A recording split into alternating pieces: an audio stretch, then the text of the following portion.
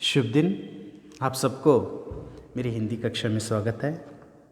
मैं professor PM तांबट, KLE मलगोड़ा वाणिज्य महाविद्यालय रायबाग से। छात्रों, हरिशंकर परसाई जी की एक व्यंग्य रचना है प्रेम की बिरादरी। इसमें लेखक हरिशंकर परसाई जी को एक आदमी उनकी पवित्रता के बारे में बातें करते रहता है और दूसरों का कलंक अपने जुबान पर लेते रहता है। तो उसकी प्रेम की बिरादरी में लेखक को जो व्यक्ति पवित्रता के बारे में किस प्रकार बातें करता है, इसके बारे में आज एक पाठ प्रेम की बिरादरी देखेंगे। उसका सब कुछ पवित्र है, यानी जो व्यक्ति लेखक से बात कर रहा था उसका सब कुछ पवित्र है। जाति में बाजे बजा बजा कर शादी हुई थी, यानी उसकी शादी हुई थी, जो व्यक्ति लेखक को बता रहा है। पत्नी ने 7 जन्मों से किसी दूसरे पुरुष को नहीं देखा। जब शादी हो रही थी तब ये वचन भी लिया था। उन्होंने अपने लड़के लड़की की शादी सदा धूमधाम में मंडप में की थी। लड़की के लिए दहेज लिया और लड़के के लिए लिया। एक लड़की खुद पसंद की और लड़के की पत्नी बन दी, यानी लड़के की पत्नी बन गई। यानी जो आदमी लेखक से बता रहा है उसके लड़के की शादी जो लड़की खुद पसंद की और उस लड़के से शादी की, ये बता रहे हैं। सब कुछ उनका पवित्र है, प्रॉपर्टी है, यानी बहुत पैसा है, फुर्सत में रहते हैं, काम काज कुछ नहीं है, लेकिन दूसरों की कलंक की चर्चा में समय काटते हैं। दूसरों की कलंक की चर्चा, दूसरे लोगों पवित्र नहीं है, सब कलंकित है, इसमें वो अपना समय काटते हैं। जो समय फिर भी बच जाता है, यानी दूसरों का कलंक चर्चा करते करते फिर भी समय बच जाता है, उसमें मूंछ के सफेद बाल उखाड़ते हैं और बर्तन बेचने वाले की राह देखते रहते हैं। देखो, उसका सब कुछ पवित्र है। दूसरों के कलंक की चर्चा करते करते दिन काटते हैं, दिन बच जाता है तो मूंछ के सफेद बाल उखाड़ते हैं। और भी दिन बच गया तो बर्तन बेचने वाली आती है तो उसकी राह देखते हैं। तो सब कुछ उसका पवित्र है। पवित्रता का मुंह दूसरों की अपवित्रता के गंदे पानी से धोने पर ही उजला होता है। देखो, पवित्रता का मुंह दूसरों की अपवित्रता के गंदे पानी से धो लेना ही उसका मुंह उजला होता है, यानी सफेद होता है, यानी साफ होता है। वे हमेशा दूसरों की अपवित्रता का पानी लोटे में लिए ही रहते हैं, सदा हमेशा के लिए। दूसरों का कलंक ही क्या करना, बातें करना है। इसीलिए लेखक कहते हैं जो कलंक का पानी है सदा उनके पास ही रहता है। मिलते ही पवित्रता का मुंह धोकर उसे उजाला कर लेते हैं। जो भी मिलता है, जो भी उसे मिलता है सुनने के लिए, तो क्या करते हैं, कलंक का पानी मुंह धोकर अपना मुंह उजाला कर लेते हैं, यानी सफेद कर लेते हैं, धो लेते हैं। वे पिछले दिन 2 लड़कियों के भाग जाने, 3 स्त्रियों की गर्भपात, 4 की गैर बिरादरी में शादी और 2 पवित्रताओं के प्रणय प्रसंग बता चुके हैं।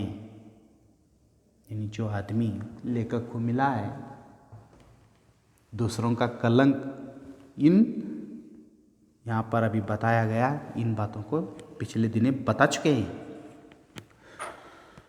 अभी उस दिन दांत खोदते आए, यानी दांतों में से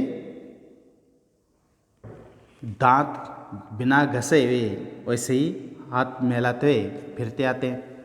भोजन के बाद कलंक चर्चा का चूर्ण फकना जरूरी होता है। यानी भूख लगती है, खाना भोजन करते हैं, खाना खाने के बाद जिस प्रकार हम ऊपर कुछ खाते हैं उसी प्रकार इनको क्या लगता है, दूसरों का कलंक बातें करना ही वहाँ पर उनका चूर्ण रहता है। हजमा अच्छा होता है, ये सोचता है कि जब ये कलंक की चर्चा नहीं की जाए तो उसका खाना भोजन हजम नहीं होता, तो एक कलंक की चर्चा करेंगे तो हजमा अच्छा होता है, कहता है।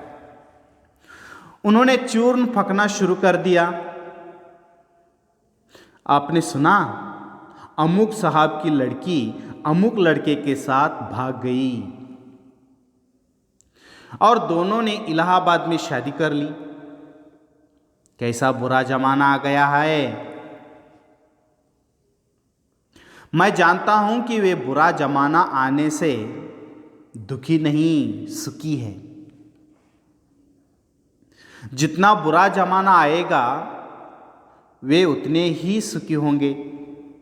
तब वे यह महसूस करके और कहकर गर्व अनुभव करेंगे कि इतने बुरे जमाने में भी हम अच्छे के अच्छे हैं। यानी अमुक की शादी इसके साथ हुई, अमुक लड़के के साथ हुई, वह इलाहाबाद में जाकर रह गए, ये सारे बातचीत करने लगता है। और भी कहता है, इस बुरे जमाने में हम कितने अच्छे हैं,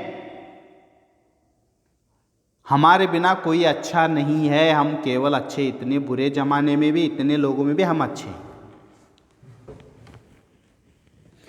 कुछ लोग बड़े चतुर होते हैं, वे सामूहिक पतन में से निजी गौरव का मुद्दा निकाल लेते हैं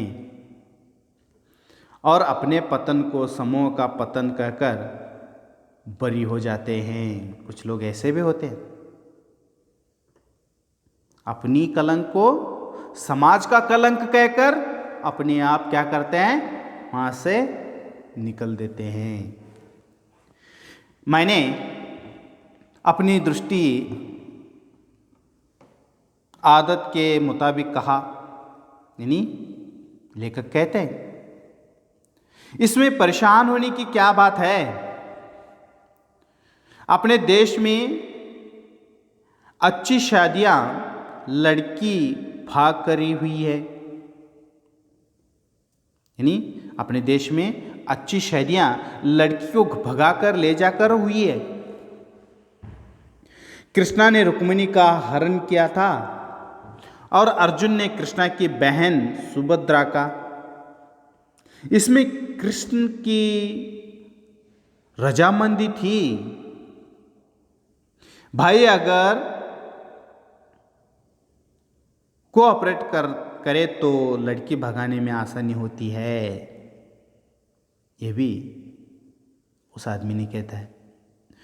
वे नहीं जानते थे कि मैं पुराण उनके मुंह पर मारूंगा। संभाल कर बोले, भगवान कृष्ण की बात अलग है। तो मैंने कहा, हाँ अलग है, तो साधारण आदमी ऐसा कैसे कर सकता है, कैसे करे तो यह काम अनैतिक हो जाता है। यानी एक साधारण आदमी करेगा तो एक अनैतिक काम होगा, अगर भगवान करेगा तो उसकी कहानी अलग है, ये कहने लगता है। जिस लड़की की आप चर्चा कर रहे हैं वह अपनी मर्जी से घर से निकल गई और मर्जी से शादी कर ली, इसमें क्या हो गया। तो कहने लगे, आप हमेशा उल्टी बात करते हैं। रीति नीति परंपरा विश्वास क्या कुछ नहीं है। आप जानते हैं लड़का लड़की अलग जाति के हैं? तो मैंने पूछा। मनुष्य जाति के तो है ना? तो वो बोले, हाँ, मनुष्य होने में क्या शक है? मैंने कहा, तो कम से कम मनुष्य जाति में तो शादी हुई। अपने यहां तो मनुष्य जाति के बाहर भी महान पुरुष ने शादी की है, जैसे भीम ने हिडंबा से। ये घटनाएं बढ़ती जा रही है। क्या कारण है कि लड़की को घर से भगाकर शादी करनी पड़ती है? 24-25 साल के लड़के लड़कियों को भारत की सरकार शादी बनाने का अधिकार तो मिल चुका है, पर अपने जीवन साथी बनने का अधिकार नहीं मिला। घटनाओं में रोज सुनता हूँ। घटनाएं क्या है? मैं रोज सुनता हूँ। 2 तरह की चिट्ठियाँ पोस्टेड हो गई हैं। उनके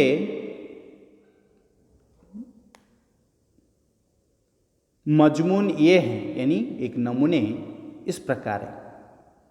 जिन्हें भागकर शादी करना है वे, और जिन्हें नहीं भागकर शादी करना है, ये शब्दों का उपयोग यहाँ पर करते हैं। चिट्ठी नंबर 1 यानी भागकर शादी कर लेता है वह है।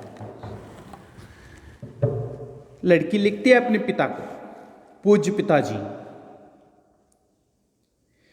मैंने यहाँ रमेश से वैदिक रीति के अनुसार शादी कर ली है। हम अच्छे हैं, आप चिंता मत करिए। आशा है आप और अम्मा मुझे माफ़ कर दें। आपकी बेटी सुनीता, यानी सुनीता नामक लड़की यहाँ पर भागकर शादी करने तैयार है। तो ये अपने पिताजी को पत्र इस प्रकार लिखती है। और चिट्ठी नंबर 2 में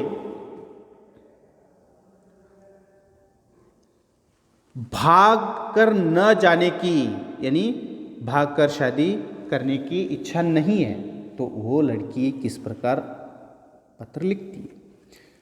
प्रिय रमेश, मैं अपने माता पिता की इच्छा के विरुद्ध नहीं जा सकती। तुम मुझे माफ कर देना। तुम जरूर शादी कर लेना और सुखी रहना। तुम दुखी रहोगे तो मुझे जीवन में सुख नहीं मिलेगा।